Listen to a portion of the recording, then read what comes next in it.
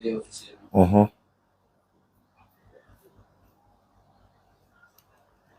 Bonsoir, Oustaz Diani. Comment ça va? Alhamdulillah. Salam alaikum. Il est l'heure. 5 minutes de retard. Désolé. Il pleut fort à Abidjan en ce moment. La pluie est une grâce d'Allah. Alhamdulillah. Salam alaikum wa rahmatullahi wa barakatuh. Ceux qui viennent de nous prendre en marche, ceux qui nous suivent depuis la journée, nous sommes de retour pour échanger avec vous, Inch'Allah. Oui, allons-y. Voilà. Les demandes seront faites, hein, parce qu'on a déjà fait la première partie de l'émission la semaine passée. On va maintenant, faire la série des questions-réponses. Voilà, la série des questions-réponses, comme vous le savez, hein, Inch'Allah. D'accord. Ici, je viens pour accepter la demande du laboratoire.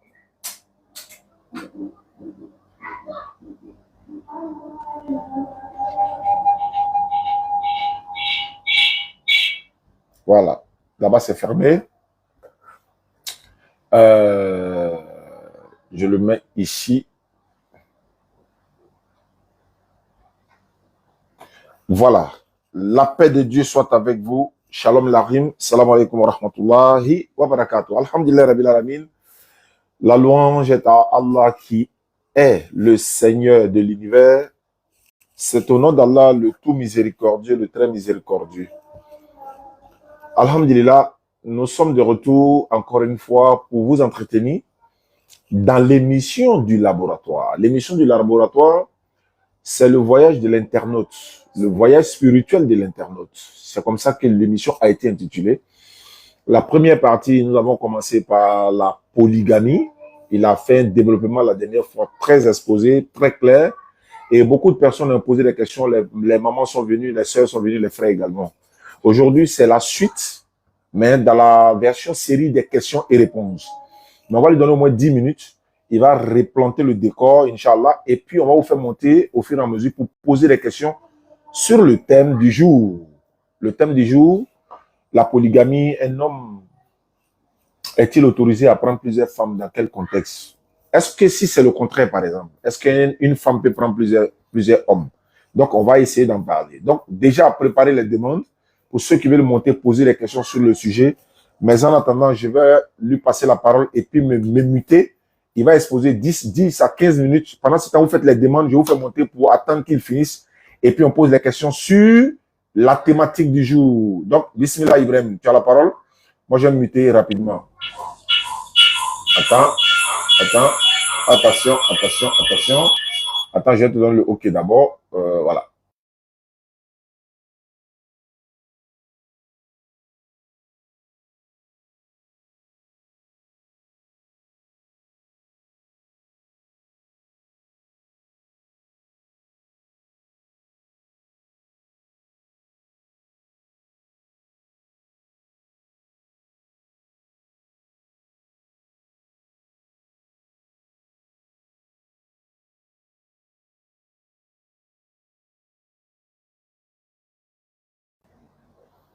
Voilà.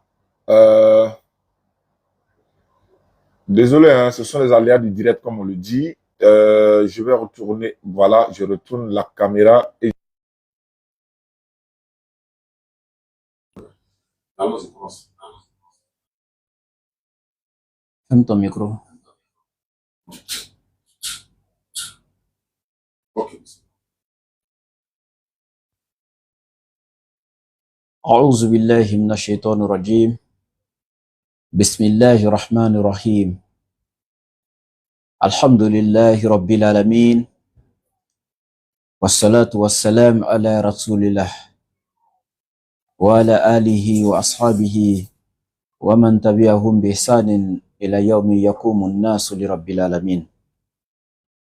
ربي اشرح لي صدري ويسر لي أمري واحلل عقدة من لساني يفقه قولي. الذين قال لهم الناس إن الناس قد جمعوا لكم فاخشوهم فزادهم إيمان وقالوا حسبنا الله وقالوا حسبنا الله ونعم الوكيل. Alhamdulillah, louange à Allah, le maître du temps et des circonstances qui transcendent le temps et l'espace. J'espère que vous allez tous bien, frères et sœurs en Adam et mes frères musulmans. Assalamu alaikum wa rahmatullahi wa barakatuh. Bien, nous sommes aujourd'hui encore, alhamdulillah, pour la suite de notre émission, le voyage spirituel de l'internaute. À travers cette émission, chaque internaute, en tout cas, voyagera dans la spiritualité, apprendra beaucoup de choses de sa religion, sur le salut, sur son créateur. En tout cas, tu ne pourras pas aller avec nous dans ce voyage et revenir sans revenir avec un plus. C'est impossible. Bien. Alors, mes frères et sœurs, avant de continuer le développement, j'aimerais vous dire, pour ceux qui me connaissent d'ailleurs, vous voyez que je parle avec une voix vraiment faible. C'est un souci de santé. C'est pourquoi, d'ailleurs, il y a plusieurs jours qu'on devait faire la suite de l'émission. Oustaz vous a annoncé ici dans cette diète, on fera, et on n'avait pas eu l'occasion de faire la suite jusqu'à aujourd'hui. J'ai vraiment un souci de santé. C'est pas un petit truc comme palu ou autre. Voilà. Mais pour ceux qui nous suivent et qui peuvent venir dans mon inbox, qui peuvent m'aider pour la santé, alhamdoulilah. Ce n'est pas de l'argent que je vous demande, hein. Juste ceux qui peuvent m'aider avec des remèdes ou je sais pas, en tout cas des astuces pour m'aider à avoir la santé, alhamdoulilah. Voilà, je demande pas de l'argent, juste m'aider pour la santé, pour que je puisse avoir la force pour donc continuer le combat dans le sentier d'Allah, par la grâce d'Allah. C'est tout simplement ce que je veux. Chez tous mes frères béninois, on m'a dit que ce de quoi je souffre, il y a des plantes au Bénin qui soignent ça. La plante, on la trouve plus au Bénin. Donc, je pèse mes mots. Je voudrais pas que quelqu'un vienne ici avec ces histoires il demande Bénin à cause de vaudou, je sais pas quoi, hein. C'est pas pour ce que je dis, hein. Il dit, il y a une plante qui est là-bas. On trouve ça plus là-bas. Ça veut dire qu'on pourrait trouver plus au Mali ou peut-être au Burkina ou peut-être en Côte d'Ivoire. Mais on dit ça pousse plus là-bas. C'est dans ce sens que je dis. Donc, ceux qui sont là-bas, qui peuvent me contacter en inbox pour qu'on échange là-dessus, alhamdoulilah. Donc, le 07 90 08 14 17. Je répète, le plus 225. Quelqu'un peut écrire en commentaire pour les autres. Le plus 225 07 97 08 14 17. Une dernière fois, plus 225 07 97 08 14 et 17. Bien. Maintenant, ça c'était cette étape-là. Et je vous dis en même temps, je ne me plains pas du mal que je vis actuellement. Au contraire, je remercie Allah et je le loue et je lui rends grâce pour ça. Je suis une créature. La maladie est elle aussi une créature. Allah l'a créée et a permis qu'elle soit dans mon corps pour jouer son rôle. Et moi aussi, Allah m'a créé pour jouer un rôle. وَمَا خَلَقْتُ الْجِنَّ وَالْإِنسَ إِلَّا لِيَعْبُدُونَ. Je n'ai créé les djinns et les hommes que pour qu'ils m'adorent. Alors, moi, j'implore Allah, par rapport encore à une de ses paroles, lui-même nous demande, lorsqu'on ne se sent pas bien, de demander la guérison auprès d'Allah et d'aller encore dans les actions, aller chercher le remède parmi les choses licites qu'Allah a créées qui peuvent nous soigner. Donc, c'est dans ce sens-là, en obéissant à Allah, je le fais. Mais ma foi, alhamdoulilah. Si aujourd'hui Allah me prend, je dis alhamdoulilah. Voilà, donc il ne faudrait pas que des gens pensent que je me plains du mal, non. Allah dit, ahasiban nasu an yutraku an yakulu amanna wa hum la yuftanoun.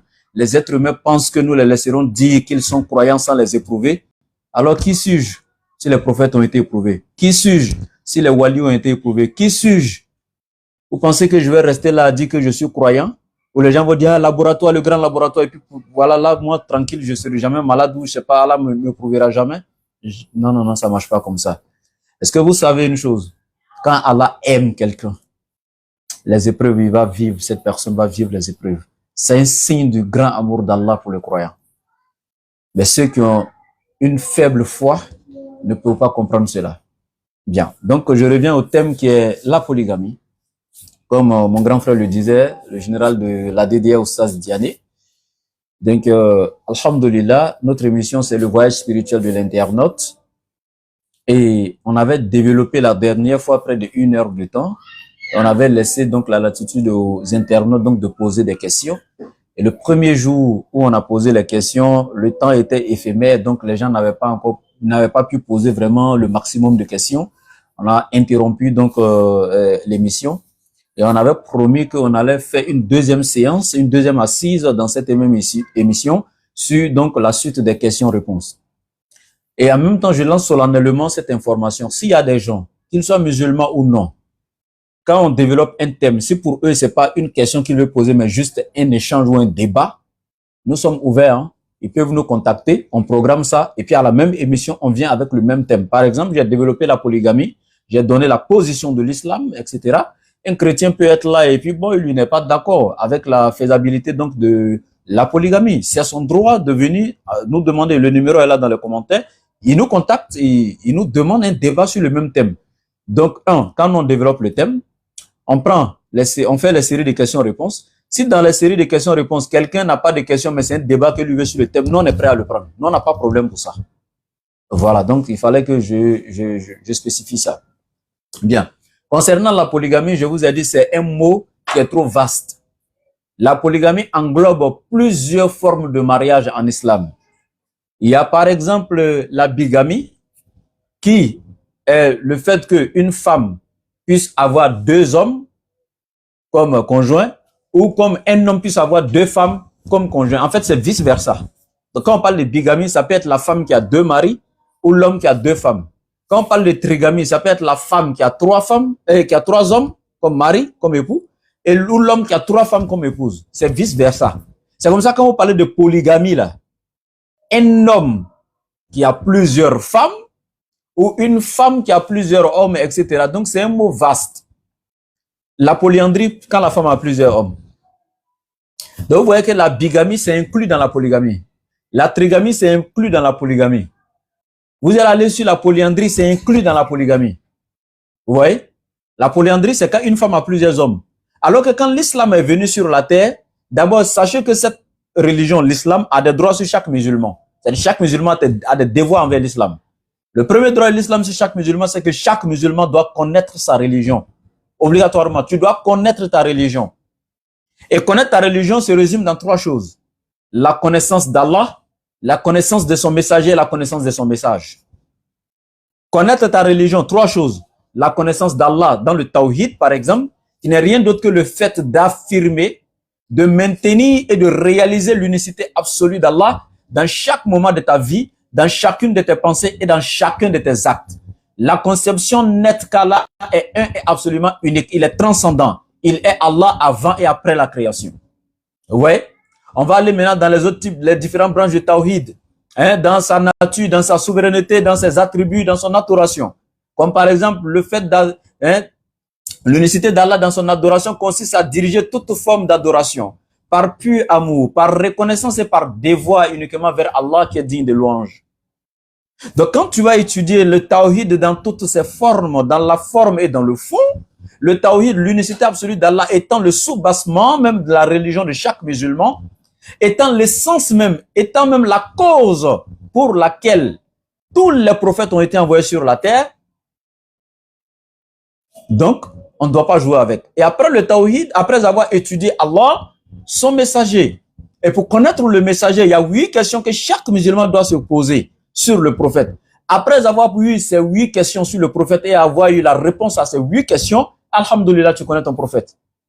Et wallahi, celui qui a pu avoir ces 8 questions, qui a eu la réponse à ces 8 questions et qui les a mis en application, wallahi, le prophète intercédera pour toi le jour de Yawm al-Qiyamah. La première question, qui est Mohammed? La deuxième question, qui l'a envoyé? La troisième question, à qui a-t-il été envoyé? La quatrième question, pourquoi a-t-il été envoyé? La cinquième question, avec quoi a-t-il été envoyé? La sixième question, quel est notre devoir vis-à-vis de Mohammed? La septième question, quel est notre devoir vis-à-vis du message qu'il a enseigné? Et la huitième question, sommes-nous en harmonie avec le message qu'il nous a transmis?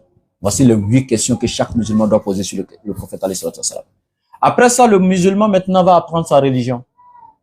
Commençant par les 5 piliers de l'islam, etc., etc. Donc du coup, quand tu as résumé tout ça, tu as appris ta religion. Ça, c'est le premier droit de l'islam, c'est chaque musulman. Apprendre et connaître ta religion. Le deuxième droit, après avoir appris et connaître, tu dois mettre en application ce que tu as appris. Vous voyez, quand le prophète alayhi salatu wassalam a reçu le Coran, Iqra li bismi rabbika allazi khalaqa. Khalaqal insana min alaq. Iqra wa rabbukal akram. Allazi allama bil qalam. Allama al insana ma lam ya'lam. Vous voyez? Il a étudié le premier verset, la première sourate qui est descendue, c'est d'inciter le prophète alayhi salatu wassalam, y compris l'être humain, à apprendre. Parce que al-ilmu miftahu kulli khayr wal jahlu miftahu kulli shar. Al-ilmu, la connaissance, miftahu kulli khayr, est la clé de toutes les bonnes actions. La connaissance est la clé de la bonne moralité, de la bonne conduite, de la bonne, c'est-à-dire que de toutes les bonnes actions. C'est al-ilm, la connaissance. Mais wal jahlu, quant à l'ignorance, miftahu kulli shar, c'est la clé de toutes les mauvaises choses, de tous les maux. Allah donne la connaissance et la compréhension et surtout la simplicité, l'humilité, la soumission dans cette connaissance.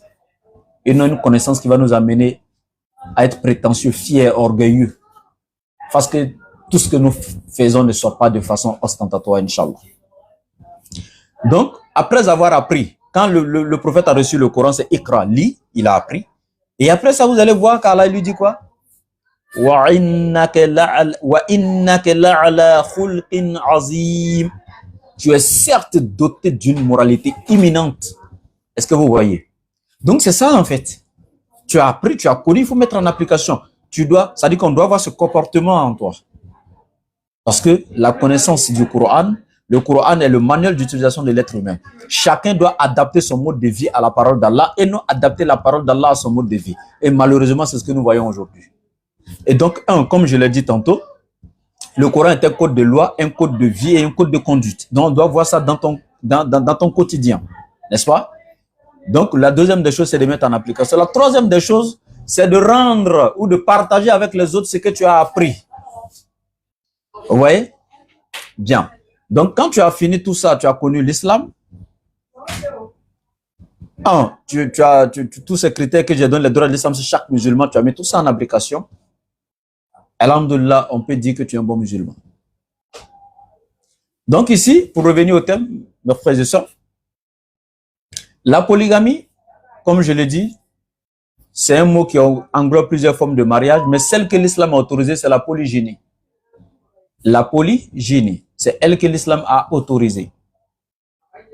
Le fait qu'un homme puisse avoir plusieurs femmes, et non la polyandrie qui est le fait qu'une femme puisse avoir plusieurs hommes. Après avoir connu ta religion, tu comprendras que l'islam est venu protéger certaines choses. La première des choses, l'islam vient protéger le sang. L'islam met en garde contre le meurtre, contre le fait de tuer injustement. L'islam met en garde. L'islam protège le sang de qui que ce soit mécréant ou musulman, l'islam protège le sang. L'islam n'a jamais, c'est-à-dire que envoyer des gens, inciter un groupe de personnes ou même des musulmans à aller tomber sur des non-musulmans, les tuer injustement. C'est un défi qui a toujours été lancé sur les réseaux et personne ne pourra relever ce défi jusqu'à la fin des temps. Quelqu'un me dira, mais le prophète a fait des djihad. Oui, il a combattu qui? Sourate 2, verset 190. وَقَاتِلُوا فِي سَبِيلِ اللَّهِ الَّذِينَ يُقَاتِلُونَكُمْ وَلَا تَعْتَدُوا إِنَّ اللَّهَ لَا يُحِبُّ الْمُعْتَدِينَ. Allah dit, combattez dans le sentier d'Allah que ceux qui vous ont combattu. Vous voyez? Ça dit que c'est restrictif. C'est une ordonnance. Allah, il ordonne. Il autorise, mais c'est restreint. Il y a des règles, il y a des critères à observer. Pour ceux qui ont fait droit à l'école, ils vont comprendre ici qu'il s'agit là de la légitime défense. Parce qu'elle a dit ne combattez que ceux qui vous ont combattu. Ce qui veut dire celui qui t'a jamais attaqué ni t'avoir combattu, lui, il est libre de faire ce qu'il veut. Et encore, parmi ceux qui vous ont combattu, Allah dit en te défendant, il dit voilà ta'tadu, ne transgressez pas.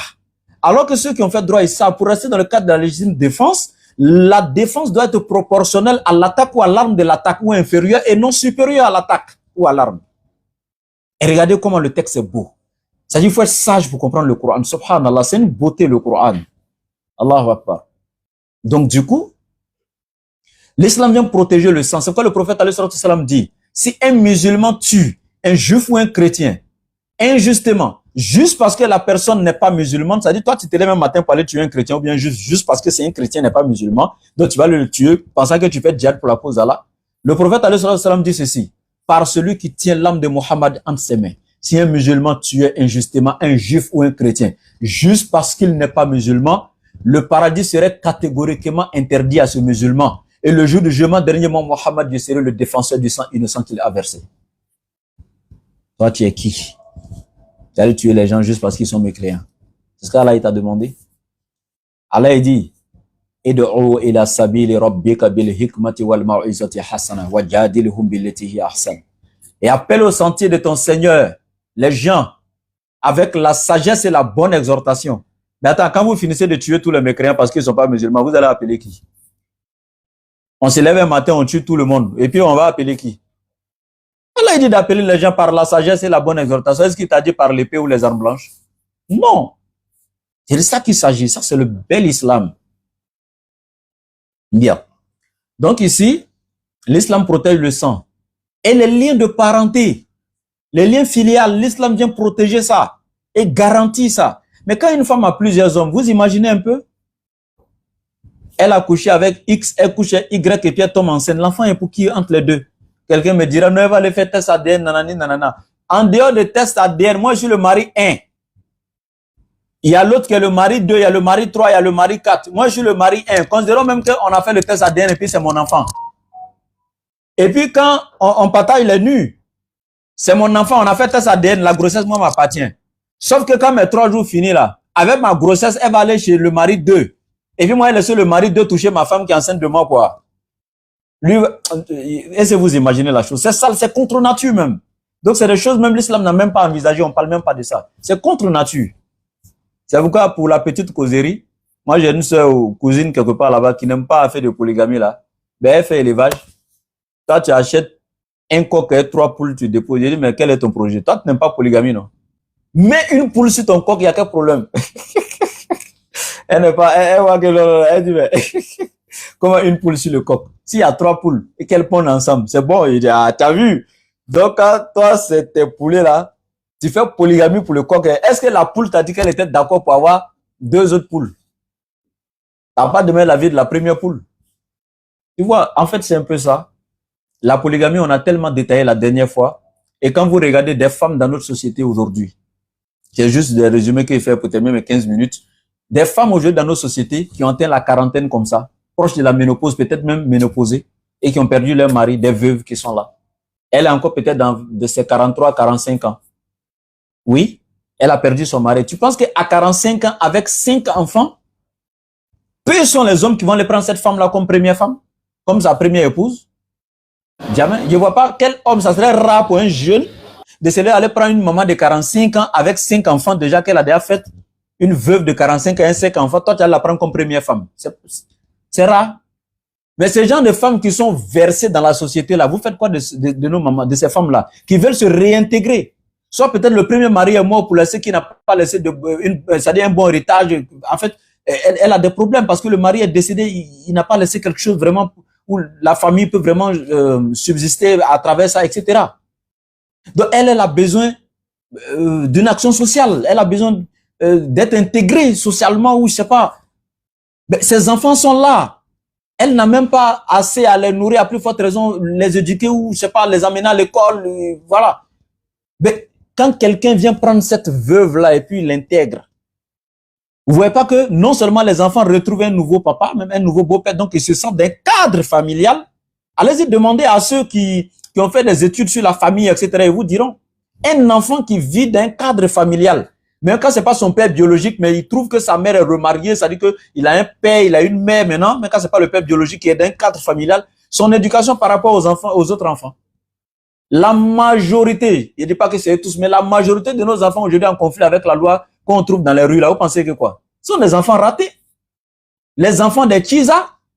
Parce que vous avez interdit à l'homme de prendre 2 femmes, selon votre loi, votre religion, votre coutume, etc. Il a une femme, il a 10 Tchisa, comme le dit les Ivoiriens, 10 maîtresses en ville. Chacune des maîtresses a 1 ou 2 enfants avec lui. Vous imaginez ça? La maîtresse ne peut pas s'afficher avec les enfants. Bon. La femme légitime ne sait même pas que son mari a des enfants dehors. La Chisa est là-bas, il a pris une maison pour elle. En tout cas, il envoie tout ce qu'il faut, le nécessaire, etc. Vous voyez ces enfants-là, dans quel cadre ils vivent? Malheureusement, ils ratent leur vie et puis voilà. On a des bandits demain dans la société, on est étonné des conséquences. La famille a un impact positif sur les enfants. Et comme c'est pas le thème, on va en passer. Donc ça, je dis bien nos mamans qui sont là, qui sont veuves, qui sont là. Il y a des hommes qui sont prêts à les prendre comme deuxième, troisième femme. Il aime, mais certes, elle a avancé en âge. Lui, le problème n'est plus qu'il veut des enfants, un truc. Il a déjà eu sa première femme qui a eu, il a donné des enfants. Mais il aime quand même en tant que veuve, elle a encore des atouts, il aime tout. Mais il veut la reprendre, mettre, et puis bon, là, il profite. Il aide aussi les enfants de cette dame, il les intègre, etc. Mais vous les faites comment ces mamans-là, dans la société? Bien, on sait que globalement, si tu regardes en général dans le monde, il y a plus de naissances d'hommes que de naissances de femmes. Les naissances masculines sont plus que les naissances féminines, on sait. Mais dans le cours de la vie, là, généralement, il y a plus de meurtres d'hommes que de femmes. Parce que c'est les hommes qui font les guerres, ils meurent plus, même dans les maladies. Hein? C'est prouvé, il y a plus d'hommes qui meurent dans les maladies que les femmes. Et encore dans les accidents, il y a plus d'hommes qui meurent dans les accidents que les femmes. Donc, tu vas le trouver, il y a des pays, il y a des endroits où les femmes font 3 fois le nombre d'hommes. C'est-à-dire que s'il y a 60 femmes, on n'a que 20 hommes. Vous faites comment? Si chacun des hommes doit prendre qu'une seule femme, les autres 40 femmes qui restent là, tu fais quoi? C'est pourquoi le prophète vous dit ceci. Une société qui délaisse la polygamie au détriment de la monogamie connaîtra 4 grands fléaux. 1. La prolifération des enfants illégitimes, la prolifération de l'adultère, la prolifération de l'infidélité, la dépravation totale des mœurs. Et malheureusement, c'est ce que nous vivons aujourd'hui dans beaucoup de sociétés où la polygamie est négligée, voilà, est mal vue, est mal considérée. Et aujourd'hui, nous voyons la dépravation partout. Le système de Tchia est activé partout. Et c'est gravissime. Donc, je vous dis ceci. La polygamie a un impact positif. C'est une seconde forme de mariage, c'est pas une obligation en islam, c'est une option. Dans des cas vraiment spéciaux, comme quand vous regardez la bataille de Uhud, la cause même de la révélation du verset, si vous ne savez pas, après la bataille de Uhud, il y a eu beaucoup de musulmans qui sont morts dans la bataille là. Au début de la bataille, les musulmans avaient eu la victoire, pour ceux qui connaissent l'histoire, sauf que le prophète a donné l'autorisation aux archers qui étaient en haut de ne pas descendre la montagne. Mais quand ils ont vu leurs frères musulmans en train de chasser les mécréants qui couraient déjà, ils ont vu le butin et tout, ils ont désobéi au prophète. Regardez les conséquences quand on désobéit à Allah et son messager. Allah a redonné encore. Les mécréants sont venus et ça a été une leçon pour les musulmans. Mais dans cette bataille-là, les mécréants ont vraiment tué tellement de musulmans. Mais après ça, leurs femmes sont restées les veuves avec leurs enfants, etc.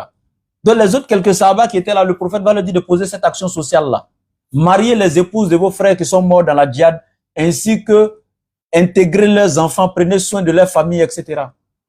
Voici comment ils ont essayé d'intégrer ces femmes-là, etc., etc. Parce que il n'y avait pas encore assez de musulmans. Ces femmes-là n'allaient pas aller se marier avec les mécréants. Donc les autres frères musulmans qui sont là, prenez aussi ces femmes-là. Ouais. Donc il y a des cas où vraiment la polygamie est vraiment nécessaire. Voilà, donc c'était juste pour toucher quelques points, non? Comme je dis, la santé, c'est pas trop ça. Je vais m'arrêter là et puis on va aller juste, comme c'était juste les questions-réponses, on va aller sur les questions, je vais arrêter le développement. Donc, vous montez avec les questions et puis il n'y a pas de problème. Voilà. Je m'arrête là. Salam alaikum. Wa alaykoum salam wa rahmatullahi wa barakatuh. Ok, on va rapidement prendre déjà ce que j'ai fait monter.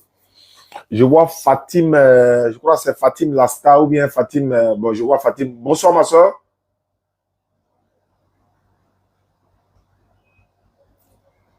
Elle est là? Elle est partie. Le frère Achina, Gueux.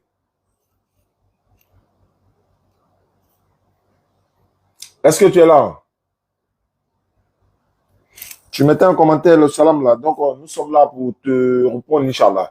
Si elle n'est pas là, s'il n'est pas là également, on va passer à Dao Bakari. Est-ce que vous m'entendez? Oui, salam alaikum.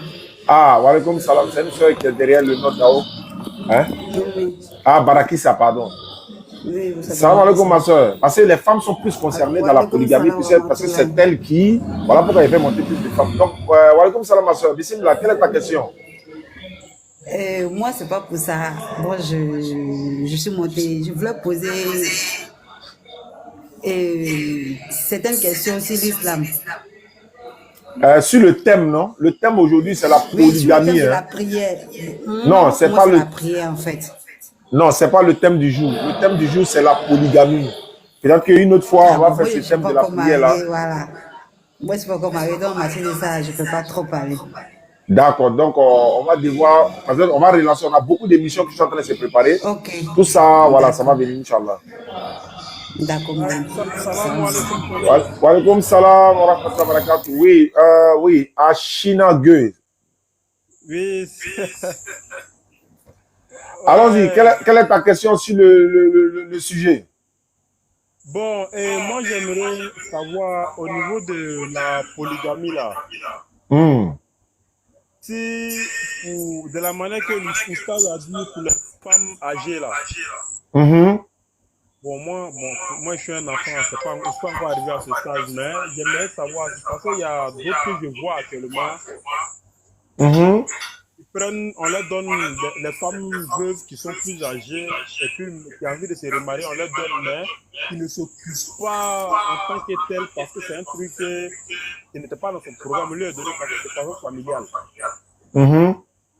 Maintenant, est-ce que aussi il ne la prend pas comme de la manière qu'il prend lui-même sa propre épouse qu'il a adoptée là-haut? Est-ce que ça n'a pas de conséquences après? Ça dit que c'est une veuve. Il veut la prendre comme deuxième femme ou troisième. Et s'il ne se comporte pas de façon juste, comme Allah le dit, est-ce que c'est un péché? C'est ça? Je veux dire, on lui a donné les femmes où, quand le grand frère ou soit le petit frère décède, on dit qu'il faut, telle personne doit prendre la femme pour ne pas qu'elle reste comme cela. D'accord. Voilà, quand on lui donne là, est-ce que s'il ne la traite pas comme de la manière qu'il traite sa propre femme là, est-ce que ça peut lui causer des conséquences après? Ok, Inch'Allah, il va répondre à ça. D'accord. Allons-y, bismillah.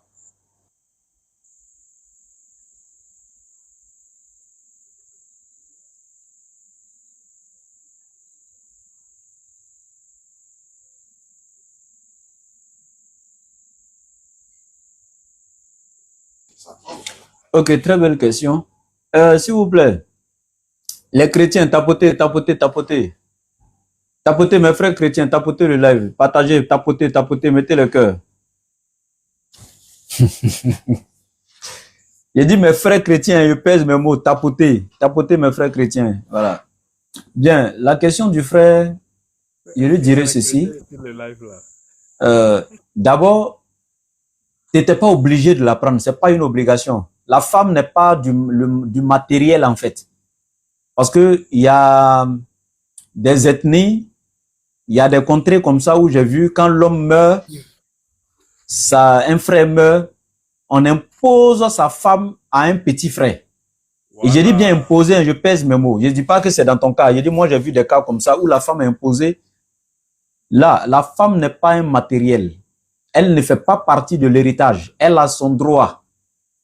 Elle doit consentir si elle veut, si elle ne veut pas. Elle a son mot à dire. C'est ton frère qu'elle a aimé, c'est pas toi. Donc, si ton frère décède, qu'elle avait 2, 3 enfants de ton frère, et puis elle décide de rester avec les enfants dans la même famille, c'est-à-dire on lui propose un petit frère, et puis elle décide de rester, là, il n'y a pas de problème. Mais on demande d'abord l'avis de la femme. Si elle est d'accord, il n'y a pas de problème. Si elle n'est pas d'accord, on la laisse partir. Le Coran Surat Bakra est clair pour ça. Maintenant, si elle est d'accord, elle reste, il n'y a pas de problème. Maintenant, toi aussi qui prends la femme là, il n'y a pas mariage forcé en islam. Hein? Le jour où tes parents disent vont te la donner, si tu ne l'aimes pas là, tu sais que si elle prend par honte de mes parents, par honte de mes parents, donc je vais la prendre parce que c'est papa qui a dit, alors que toi-même tu sais que tu ne l'aimes pas. Tu vas la prendre parce que papa a dit, et puis après tu vas aller maltraiter enfant des gens sous prétexte que tu l'aimes pas, c'est celle que toi-même tu avais pris là que tu aimes. Tu iras en enfer tout droit. Non, non, non. Ça, il n'y a rien à dire. Il faut dire clairement à tes parents, je ne l'aime pas. Si je la prends, mais je vais la maltraiter parce que je ne l'aime pas. Oui, il faut être clair. Il n'y a pas de mariage forcé en islam. Il faut convaincre tes parents. Hein. Mais si tu n'as pas convaincu tes parents, que tu l'as pris quand même, mon frère, il faut assumer alors. Celle que tu as aimée, que toi-même tu as trouvée dans la rue et puis tu as marié là. Toi, tu n'as pas pu dire à tes parents que tu n'aimes pas la veuve de ton grand frère là. Tu as eu honte de tes parents et puis tu l'as prise là. Alors, il faut assumer. Déjà, tu es polygame. Celle que tu as aimée, que tu as mariée seule, celle que les parents viennent de te donner, tu dois les prendre au même pied d'égalité en faisant quoi? En étant quoi entre elles? En étant équitable, comme Allah il a dit. C'est l'équité qu'Allah demande, qui est le contraire de l'injustice, c'est-à-dire rendre son droit à l'ayant droit. Allah ne parle pas ici de l'égalitarisme, mais il parle ici de l'équité et la justice, être juste entre elles. Donc, c'est obligatoire pour toi d'être juste envers elles. Voilà. En ce qui concerne l'amour, bon, on ne peut pas obliger un être humain à aimer deux personnes de la même manière. Hein. Même Allah qui nous a créés là, il aime les croyants, il déteste les mécréants. Il n'y a pas de débat. Chrétiens comme musulmans, vous savez tous, même Jésus. Dans la Bible, Matthieu 25, il dit, il mettra les croyants à sa droite, qui sont les brebis, et les boucs à sa gauche, qui iront en enfer, qui sont maudits. C'est clair, ça veut dire que si Dieu même, il aime ses croyants, et puis déteste les mécréants, vous voulez que moi, en tant que sa créature, là, j'aime tout le monde, même celui qui ne m'aime pas? Parce qu'il y a des comportements des femmes qui jouent. Moi, il y a deux femmes, par exemple. Imaginez-vous que la première, elle est soumise, elle me respecte. Tous les petits, elle est à mes soins et tout. Mais l'autre là, elle est là, quand je dis, elle dit, elle est un poulet, elle ne me respecte pas. Quand elle donne la popote, je reviens, il est faim, je reviens du travail, elle n'a pas préparé. Je vais parler, prendre mon argent, jette sur moi. Des comportements comme ça, et puis toi, tu vas venir me dire, pourquoi tu n'aimes pas les deux femmes au même pied d'égalité? Non, hein. Ça ne marche pas comme ça. Aimer là, ça vient aussi du comportement de quelqu'un. Au début même, tu peux l'aimer, c'est pourquoi tu l'as marié. Mais son comportement fait que tu vas la détester. Parce que l'amour là, ça naît. Et tel qu'un être humain naît là, l'amour naît. Mais quand l'être humain naît là, tu dois faire quoi? Tu dois le soigner, non? Tu dois l'habiller, non? Hein? Tu dois le nourrir, non? Tu dois prendre soin de lui, non? L'amour aussi, quand ça naît là, tu dois habiller l'amour. Tu dois soigner l'amour. Tu dois prendre soin de l'amour. Tu dois nourrir l'amour. Tel que quand tu n'as pas nourri l'être humain, quand il est malade, tu ne le soignes pas, il meurt là. Quand l'amour naît aussi entre toi et puis une femme, et que vous ne vous soignez pas votre amour les uns les autres, vous ne l'habillez pas, vous ne le nourrissez pas, l'amour meurt aussi. Donc, s'il arrive que la femme a changé de caractère avec moi, mais cet amour va mourir petit à petit à cause de son mauvais comportement. Et tu vas me juger pourquoi j'aime X et que je n'aime pas Y? Non.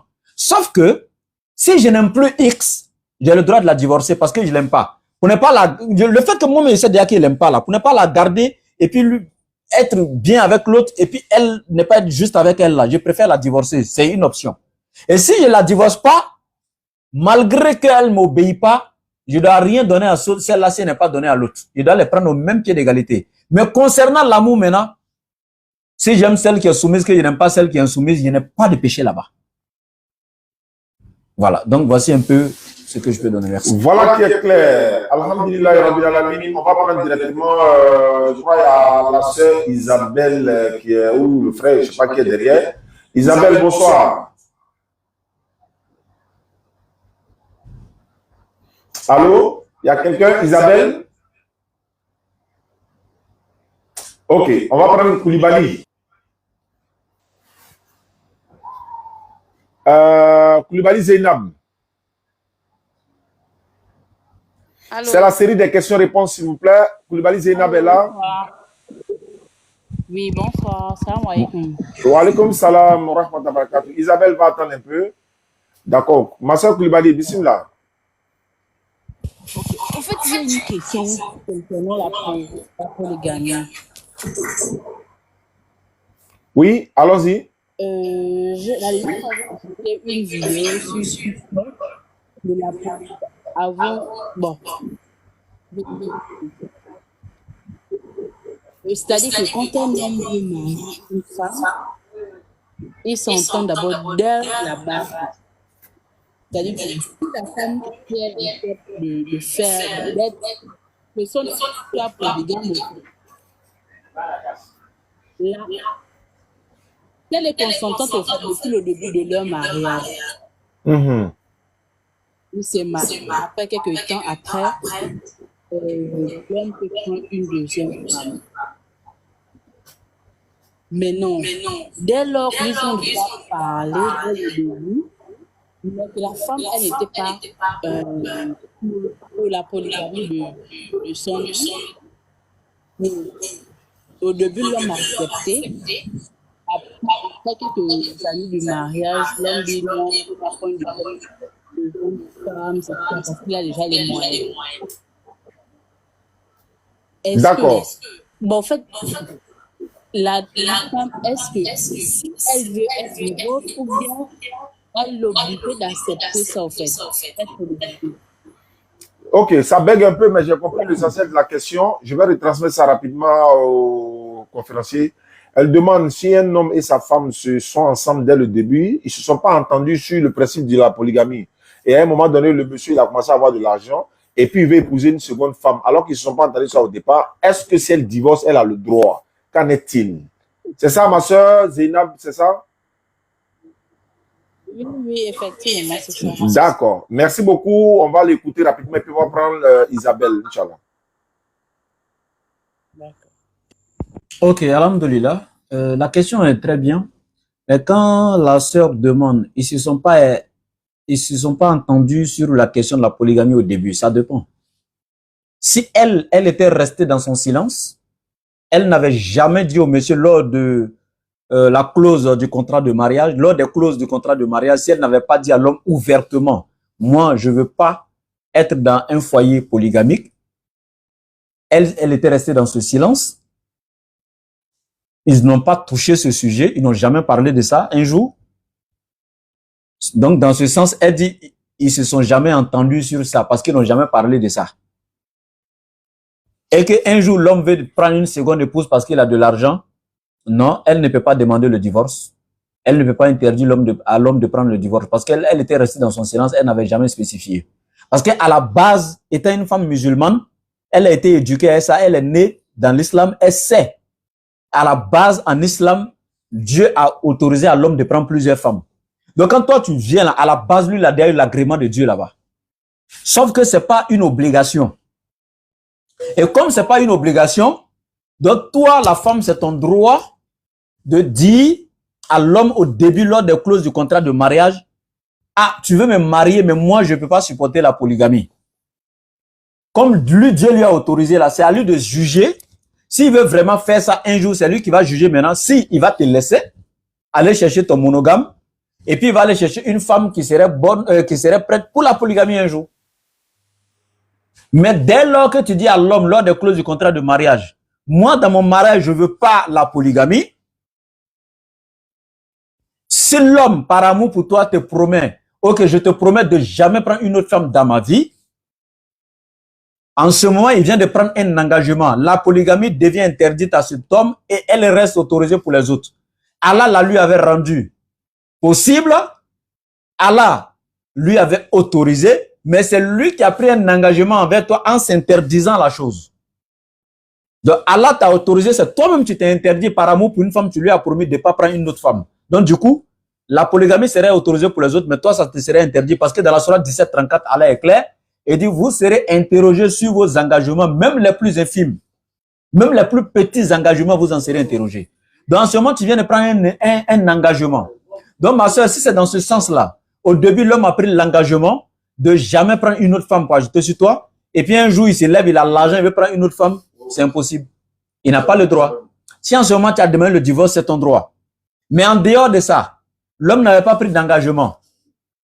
Et qu'un matin, il veut prendre une seconde femme, toi, tu te plains.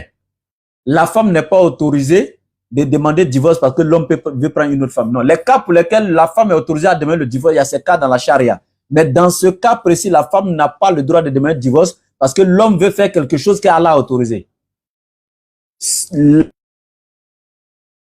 Parce que l'homme veut faire quelque chose qu'Allah a autorisé. Donc, elle ne peut pas demander le divorce. Mais si c'est dans le cadre où, au début, lors des clauses du contrat, elle avait spécifié et l'homme avait promis de rester monogame, là, si après ça, l'homme veut faire la polygamie, elle peut demander le divorce. Parce que l'homme lui avait fait une promesse. Alors là où l'homme fait la promesse à la femme de jamais prendre une autre femme, la polygamie devient interdite à cet homme. Maintenant, ce que je voulais donner comme conseil à mes frères, en donnant ce genre de promesse à la femme, il faut beaucoup réfléchir 1001 fois. Parce que pourquoi la femme, il peut te donner cette promesse au début, et puis après ça va tomber. Hein. Pourquoi? Parce qu'il y en a qui conditionnent. L'homme peut te dire, bon, je t'aime. Comme tu me dis, tu ne veux pas que je prenne une seconde femme dans l'avenir, mais si tu restes pour moi, une femme, en tout cas soumise, une épouse vertueuse dans le sens propre du terme, et que j'arrive à avoir tout ce qu'un homme peut avoir à travers son épouse, je ne prendrai pas autre femme.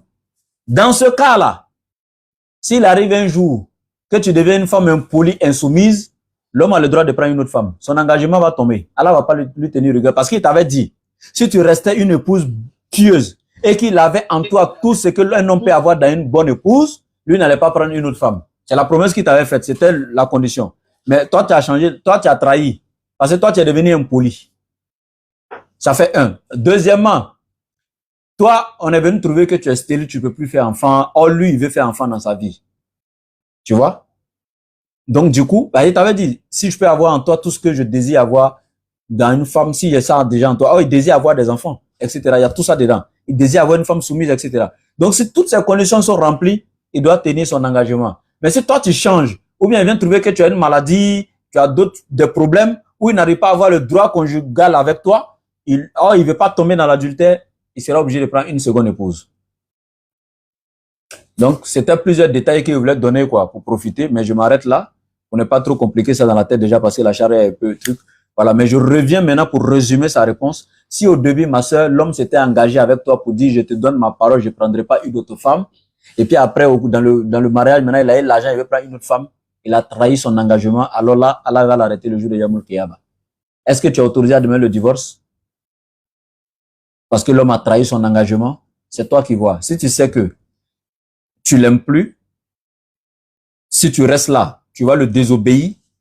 En le désobéissant, tu deviens une femme qui est insoumise à son mariage, dans son mariage, et que tu iras en enfer. Tranquille, sors, et puis va derrière un autre homme que tu aimes. Merci. Ok, rapidement, on va prendre Isabelle. Isabelle est là? Isabelle est là? Oui, salam alaikum. Wa alaikum salam. Et bonne guérison à laboratoire. Oui, c'est vrai, il est malade, hein? Donc il demande comme ça. On lui a dit que sa maladie, ceux qui sont au Bénin, Inch'Allah, sont spécialistes, voilà, dans ce cas-là. Mais bon, c'est Allah qui guérit, hein? Donc toute personne qui peut lui apporter des médicaments, des remèdes, c'est pas forcément de l'argent, parce que l'argent peut pas payer la santé. Or, si on n'a pas la santé, on peut pas faire la dawa. Donc après, il va revenir sur ça, comme on est un peu nombreux maintenant, Inch'Allah. Mais allons-y, ma soeur, vas-y, bismillah. Moi, je voulais savoir la polygamie, c'est sur combien de formes? J'ai pas compris? Parce qu'il y a des familles, je voulais savoir la polygamie, est sur quelle forme? C'est sur quelle forme? Combien de formes, c'est basé sur combien de catégories? Ah, il y a combien de catégories de polygamie, d'accord? Parce qu'il y a des familles polygames, quand tu vois, tu ne fais pas de différence entre les épouses. D'accord, tu ne fais pas de différence entre les épouses, oui. Tout le monde est la même chose. Tout le monde est la même chose. Assis. Oui, là, quand le mari se comporte bien. Par contre, il y a des familles polygames. Il y a des familles polygames, les enfants, c'est la guerre. Oui, ça c'est vrai. Personne ne peut aider l'autre à évoluer. C'est moi, je dois. Donc, d'accord. Je voulais savoir si c'est basé sur la. Ok, il n'y a pas de souci. On va lui poser la question rapidement. Et voilà, d'accord. Ah, défermer mon micro. Ok. Quand elle parle. Ok. Merci beaucoup, la sœur Elisabeth, Isabelle. On a compris la question, Inch'Allah. Maintenant, rapidement, Ama est là? Oui. Tu as compris la question, moi? Ok, allons-y, je fais mon micro. Bien, après ça, on va prendre au moins 3 questions et puis c'est bon. Voilà, au moins 2 comme ça. Ce que je peux dire tout simplement, c'est que elle demande, il y a combien de types de polygamie, mais après ça, j'ai compris ce qu'elle voulait dire, l'esprit. L'esprit, c'est que quand elle voit des foyers polygamiques, bon, en réalité, moi, je dis la polygynie, voilà, où un homme a plusieurs femmes. Quand tu vois beaucoup de foyers polygyniques, il y a certains où il y a la paix, il y a la tranquillité, les femmes s'aiment, c'est comme des sœurs et tout. Moi, j'en ai vu, hein. Jusqu'à, on a surnommé dans une ville chez moi à Bunjali, les 2 femmes là, hein, on les a surnommées les jumelles. Et puis, on dit le nom de leur mari, les jumelles de Moussa. Hein? Quand tu les vois, il t'assure que si on ne te dit pas que ce n'est pas des vraies jumelles, tu ne vas pas croire. Et puis, Allah a fait aussi dans sa miséricorde que les deux femmes-là se ressemblent. Elles ont presque le même teint. Quand on te dit réellement les jumelles, tu penses que réellement c'est des sœurs jumelles parce qu'elles se ressemblent alors qu'elles ne sont même pas de la même famille. Mais c'est des complices pas possibles. Donc, ça arrive. Il arrive aussi que quand tu arrives dans des foyers polygéniques où un homme a plusieurs femmes là-bas, tu penses que c'est un camp militaire. Oui, ça arrive. Maintenant, ce que je peux dire, souvent, la faute vient de l'homme lui-même. Il a trouvé qu'à la base, les femmes n'avaient pas, même la première femme n'avait pas de problème que la deuxième vienne. Hein. Mais quand la deuxième vient là, ça dit que, c'est pourquoi je vous disais la dernière fois, c'est pas n'importe qui fait polygamie. Hein. Un homme, quand tu veux faire la polygamie là, il y a des critères hein, dans la charia. On ne se lève pas un matin, payer l'an et il prend 1000 femmes. Non. Il faut être mature. Il faut être, ne pas être un fainéant. Il ne faut pas être un homme lâche. Il faut être responsable. Il faut être posé moralement, spirituellement, afin financièrement. Financièrement, moi, je mets ça à la fin. Voilà, ça, il y a des critères, hein, il y a des qualités que tu dois avoir. Tu vois que la première femme, tranquillement, il y a plein de foyers comme ça où la première femme n'avait pas de problème. Tu as trouvé, c'est elle qui a autorisé à l'homme, il n'y a pas de problème. Mais quand elle est informée, elle n'a pas eu de problème. Et quand toi, tu prends deuxième là, chaque 2 minutes, quand tu veux insulter la première, tu lui dis, tu vois pas ta petite soeur qui vient d'arriver là? C'est toi-même qui crée les problèmes. Tu fais comparaison entre les femmes. Ça, c'est grave. Il y a des hommes comme ça, ils comparent. Tu sais que femme là, si tu savais comment femme aime compliment, non? Elle peut être rassurée que vraiment, physiquement là, elle sait qu'elle a des défauts. Même sa forme là, il y a un défaut. Elle sait qu'elle est mal formée d'une manière là. Mais quand tu lui dis, ma chérie, oh, tu es trop belle, il y a ta forme, je t'aime tellement. Ça veut dire qu'elle se sent la plus heureuse du monde. Mais quand tu commets l'erreur, pour lui dire, il y a ton ventre là, il y a comment ton dos est cassé, et tu as tout gâté dans sa vie. Ça veut dire qu'elle peut faire 100 ans avec ça là dans sa tête, ça va la tourmenter. Alors qu'elle met en âme et conscience, elle sait, mais toi, tu n'avais pas le droit de dire. Toi, tu dois la chérir, tu dois l'aimer. Donc, il y a des hommes, ils ont 2, 3 femmes là, c'est eux-mêmes qui font. Tu compares une à une autre. C'est grave, c'est pas bien, c'est pas bon. Est-ce que vous voyez? Il y a un taximètre qui a fait ça à une femme. Il passait, non, la femme a signalé taxi jusqu'à... Le gars, il était proche. Elle veut rentrer et puis il regarde bien maintenant la femme. Il dit, tiens, madame, toi, ta femme là, c'est toi, tu peux t'asseoir ici. La femme est restée à se regarder comme ça. Elle peut plus monter dans le taxi. Elle est restée là comme ça, elle se regardait la honte d'elle-même. Tu vois? Pour un homme qui est éduqué, même quand c'est pas ta prof, tu peux pas parler à une femme comme ça en ville. La femme doit être respectée.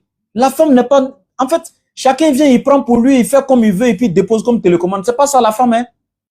L'homme là, il est né par la femme, éduqué par la femme. Il va marier la femme.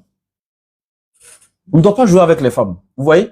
Donc, je répète ici pour répondre brièvement à la question de la sœur. Souvent, c'est l'homme qui fait ça. Il va se coucher chez la deuxième et puis il dit, c'est toi que moi j'aime, hein. Ta co-épouse là, elle m'a fait quelque chose aujourd'hui même là. Mais celle-là, elle va savoir. Et puis quand toi, tu fais tes sauces là, il te donne 5 000 non, mais tu fais ça propre. Il mange bien, mais elle, il lui donne 5 000, elle me réclame 10 000 et puis sa sauce, on ne peut même pas manger. Elle est qui?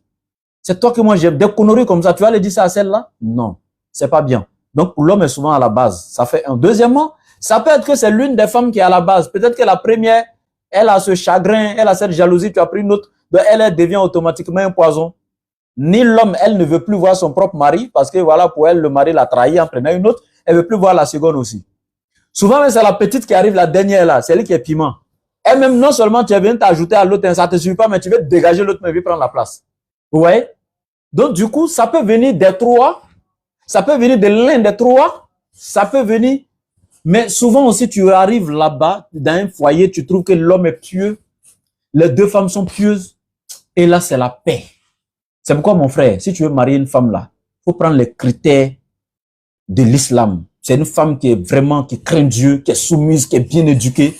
Quand tu tombes sur ce genre de femme là, même quand toi, l'homme même, tu veux aller vers la plus petite que tu aimes là, et puis critiquer la première, c'est la petite, plus petite qui te recadre en même temps. Elle dit, hey, mon chéri, c'est pas ce qu'Allah a dit. Moi, j'ai connu une femme, elle est la plus petite. L'homme lui a montré que c'est toi que j'aime, que ta co-épouse, que la première. Mais regardez, l'homme là, il paye les pains wax hollandais, les pains chers là, excusez pour la publicité, je ne vais pas dire le nom, il paye les pains de qualité là. Il vient donner à la plus petite, c'est ce qu'elle lui dit. Prends pour aller déposer auprès de ma grand-sœur, va choisir pour les pieds, prendre le reste. C'est ce que l'islam dit. C'est elle-même qui dit ça. Elle a éduqué son mari. Quand il veut critiquer l'autre là, il dit non, non, ça marche pas comme ça. Il y a ce genre de femme. Donc, alhamdoulilah, ma soeur, c'est ça, hein. Si nos mamans sont bonnes, ça facilite les choses. Souvent aussi, ça vient de nous-mêmes, les papas, hein. Voilà, c'est nous qui sommes injustes entre les femmes et ça crée tout ce bordel-là. qu'Allah nous en préserve. Merci. Ok. Voilà. Alhamdulillah, Ibrahim Boussaoui, voilà, il est malade. Donc, Voilà. il faut répéter encore pour ceux qui veulent. Voilà, et puis on va prendre une Bien. personne et puis on va Je descendre. disais, quand je suis souvent rare sur les réseaux, c'est un peu ça. C'est un problème de santé, j'ai une maladie. Je ne vais pas quand même poser tous les détails ici. Mais je vous dis, pour ceux qui veulent me contacter en inbox, peut-être que quelqu'un a mon médicament que moi, je ne sais pas. Hein. Je ne demande pas de me donner de l'argent. Je n'ai pas besoin d'argent. Il y a besoin de juste que, voilà, s'il y en a qui s'y connaissent dans les domaines de naturothérapeutes ou, je sais pas, des médecins ou, je sais pas, voilà, qui ont des astuces, en tout cas, qui peuvent aider au niveau de la santé. Vous pouvez me contacter en inbox et partager ce que vous savez avec moi. Si ça coïncide que ça peut régler mon problème, alhamdoulilah, c'est pour la cause d'Allah. Donc, c'est tout simplement ce que je demande. Je répète, même si cette personne ne veut pas, c'est pas que c'est gratuit. C'est-à-dire que lui, il peut m'aider. Il vient se renseigner, je lui dis mon problème, et puis il peut m'aider, et puis c'est payant, il n'y a pas de problème, il me dit. Voilà, donc moi, je ne demande pas, voilà, c'est pas pour venir demander de l'argent ou autre, non. J'ai un problème de santé, moi, j'ai besoin de la santé et de la force pour faire, donc, la dawa. Et en même temps, je ne me plains pas de mon mal. L'épreuve qu'Allah m'a donnée là, alhamdoulilah, je suis d'accord avec. C'est le même Allah seulement qui m'a dit, quand tu es malade, ne te croise pas les bras, parce que quand tu meurs, là, il y a problème. Voilà. Quand Allah même me dit, quand tu es malade, cherche le remède. Et c'est ce qui m'amène encore à obéir à Allah en venant. Sinon, on n'empêche que ma foi à surmonter toutes ces épreuves-là. Je ne me plains pas. Au contraire, je suis fier qu'Allah me prouve et ça montre un signe qu'Allah me pardonne mes péchés à travers cette maladie et qu'il me rapproche de lui davantage. Parce que, comme je vous l'ai dit dans la sourate 29, verset 1er, Allah dit, pensez que vous, les gens pensent que nous les laisserons dire qu'ils sont croyants sans les éprouver. Jamais. Donc, si je suis croyant, je dois accepter les épreuves d'Allah. Donc, c'est ce que je voulais dire. Le contact, voilà, je vous donne le numéro encore une seconde fois, plus 225 07 97 08 14 17. Je répète, le plus 225 07 97 08 14 17. Merci et abonnez-vous à toutes nos pages. Le laboratoire comme le Oustaz Diano officiel, DDR officiel. Abonnez-vous à toutes les pages. Bon, lui va descendre. Moi, j'ai un peu photo. Il y a un gars qui est là, il faut qu'il le prenne. Maintenant, bon, il y a un frère qui est monté. Vraiment, il voulait poser une question. Je ne sais pas, il s'appelle Laboné Kone. Lobané Kone, c'est ça? Loban. D'accord, exceptionnellement. Après, moi, je vais gérer le reste, Inch'Allah. Allons-y, frère. Tu as tellement insisté. Allons pour ta question. Salam alaikum, Zaz.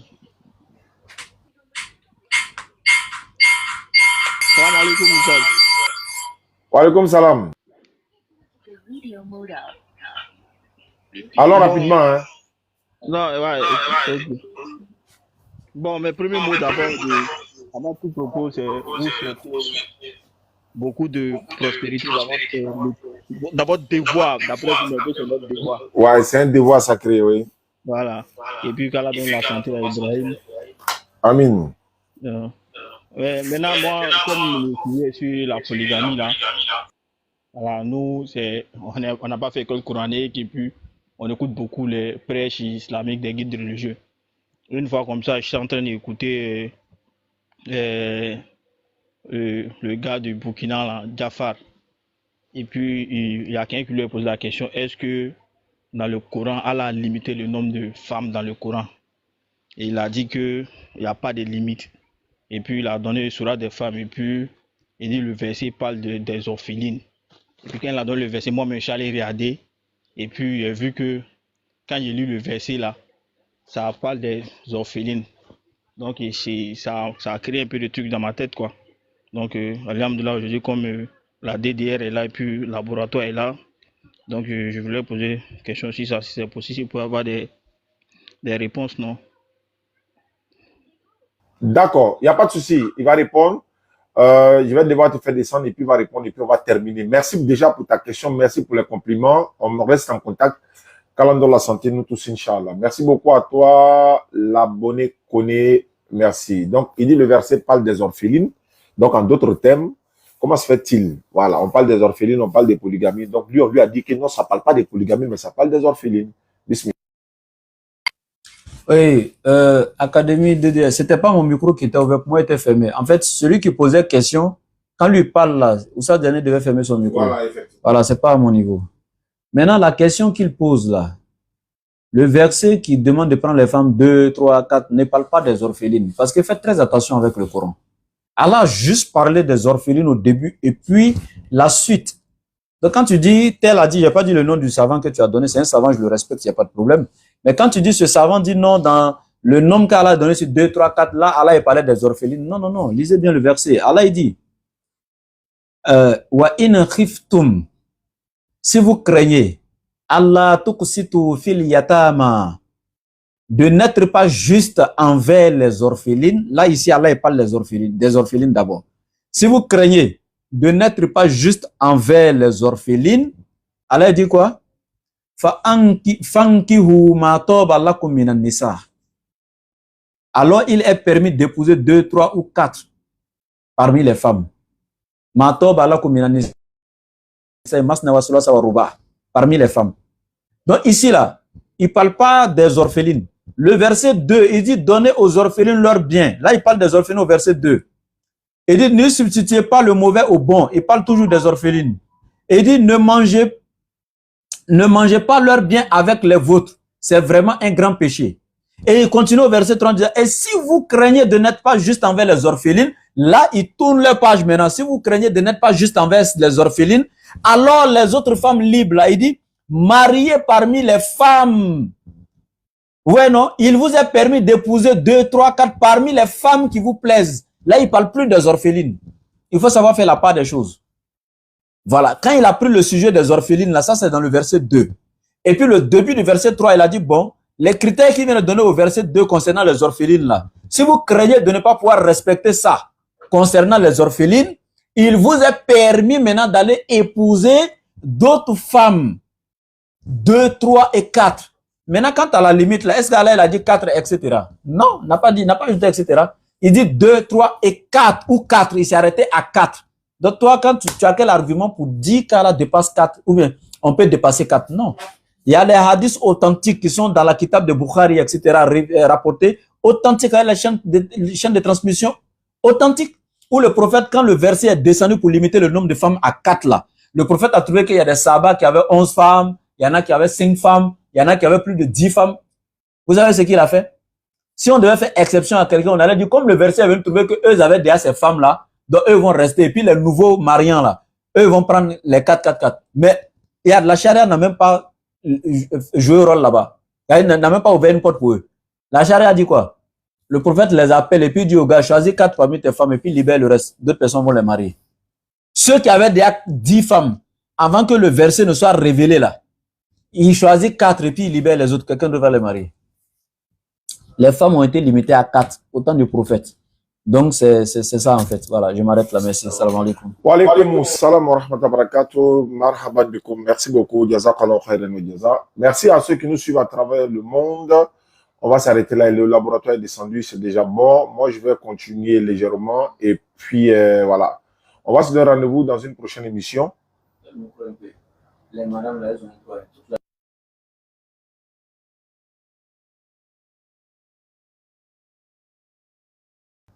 bon, salam alaikum à tous. On se retrouve dans une prochaine émission. Voilà, parce que voilà, il y a des inconvénients, Inch'Allah. Donc, on va se retrouver une prochaine fois, Inch'Allah. Merci d'avoir suivi l'émission. On va se retrouver dans une prochaine émission avec d'autres thèmes. N'oubliez pas de vous abonner à nos différentes pages. Barakallahu fikum. Salam alaikum wa rahmatullahi wa barakatuh.